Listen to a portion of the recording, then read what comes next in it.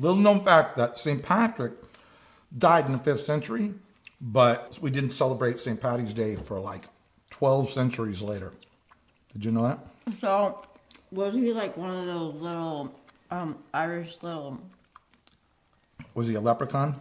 I don't think St. Patty was a leprechaun. Or like a ghost or... No.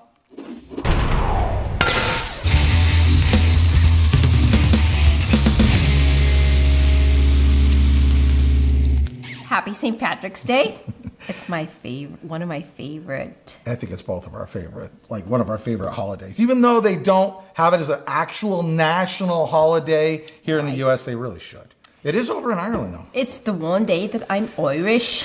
We're both Irish. Yes, we're both Irish. Yes, we're going to give you a little Irish accent lesson here later in the program, but you know, for now. Normally we would do a Guinness, but we're going to do a Cool Beans Vanilla Porter by our favorite brewery. Nice. And you know why I chose this instead of Guinness?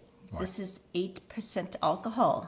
Which is a little bit better, I think. Yes, Guinness has 4.5. Yes. Instead of corned beef and cabbage, we did a Reuben Pizza. Look at this. Yeah.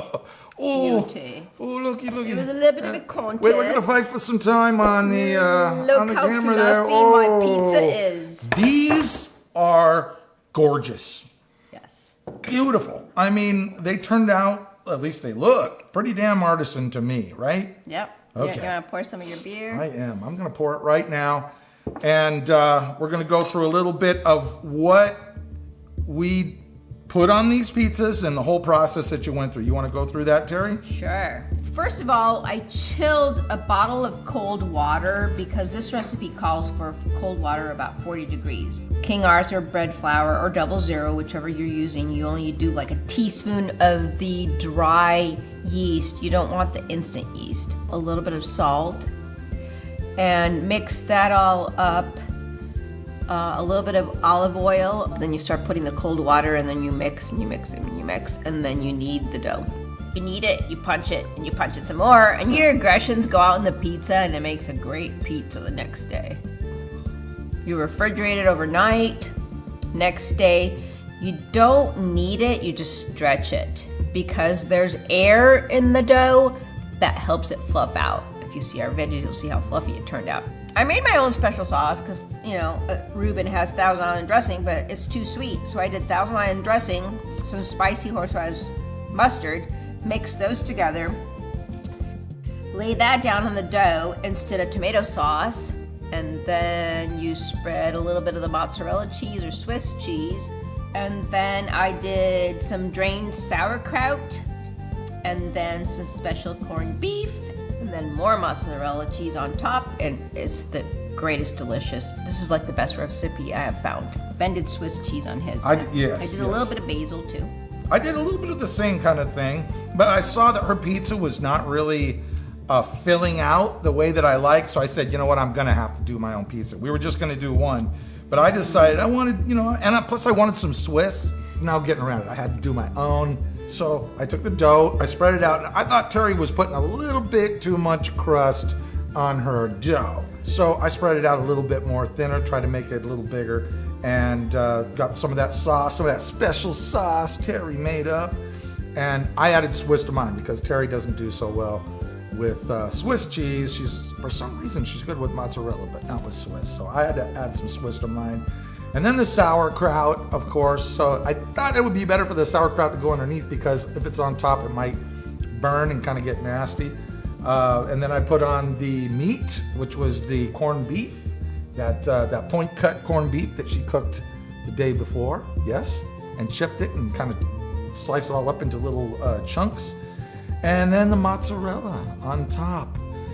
Just kind of spread that out on there. And I also added some green olives, which Terry was chopping up while I was rolling out my pizza. Green for St. Patty's Day. Then I added some pepper flakes.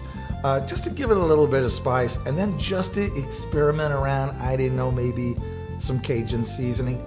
I don't know, but I thought it would make, the flavors just seemed like they would work together But whatever. It's all about experimenting. And then I did some cabbage and carrots and potatoes just for a side, just in case. I said, what do we need a side for? Oh, cheers. Happy St. Patrick's Day. Cheers, mate. To you. To you. And to you. Oh, now that's not bad. A little dark. You know, I don't usually like the Guinnessy type beers, but this is not too bad. This is got a little bit of sweet to it. Oh my goodness, here goes. This is the first time I've made this pizza. Okay. Let's do it. I'm going in. Here we go. See, I got my beer goggles. I'm ready to go. Here we go. Oh, wow. Oh, baby, you looking good. That's why you married me. Oh, this is looking good, I have those beer goggles on. Wow. This is like an open-faced Reuben. Wow. It's salty, tangy, creamy. Look at my crust, you guys. Oh my God. The more I practice with this crust, the better it is. Wow. Excuse me a minute, just while I... Wait, I gotta taste the olives. I got a little bite.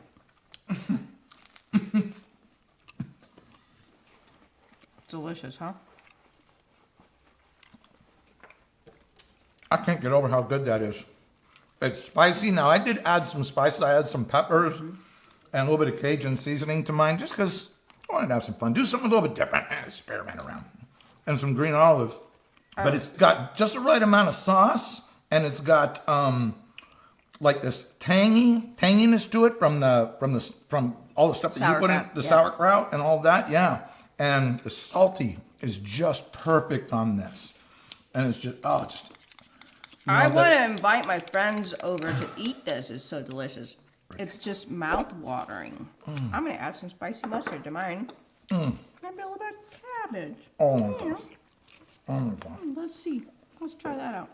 Part of St. Patrick's Day is having a few too many, having a point, And then speaking Irish. and then trying to speak with an Irish accent. And I'm not saying that we're good at it, but we took a little bit of time, Terry and I, and just kind of scouted around the internet, listened to some Irish accents. So I think we got this figured out.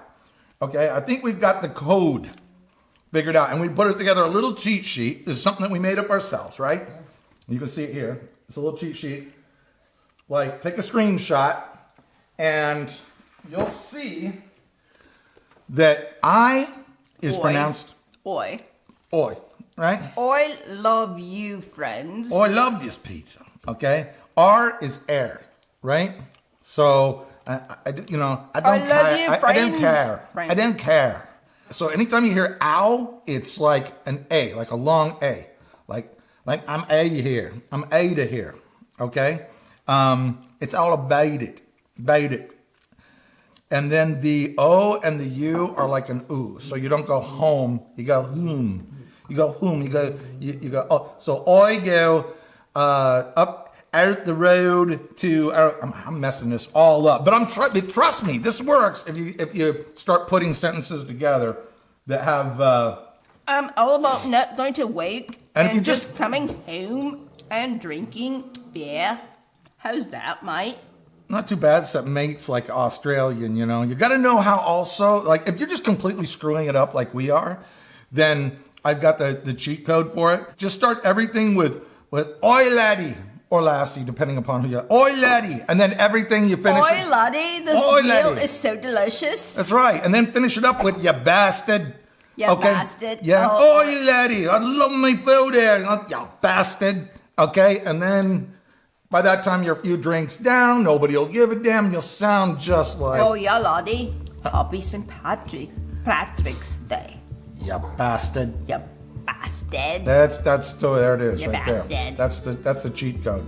Okay. Okay. Great job, Terry. Cheers.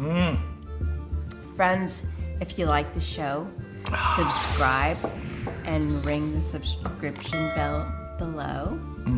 And going over to Instagram, Facebook, we're there, and also NotSoProFoodShow.com, where you can become part of the Not So Pro Food Show Nation. Okay, right? Part of the club. Join the club. Thank you and cheers. Cheers.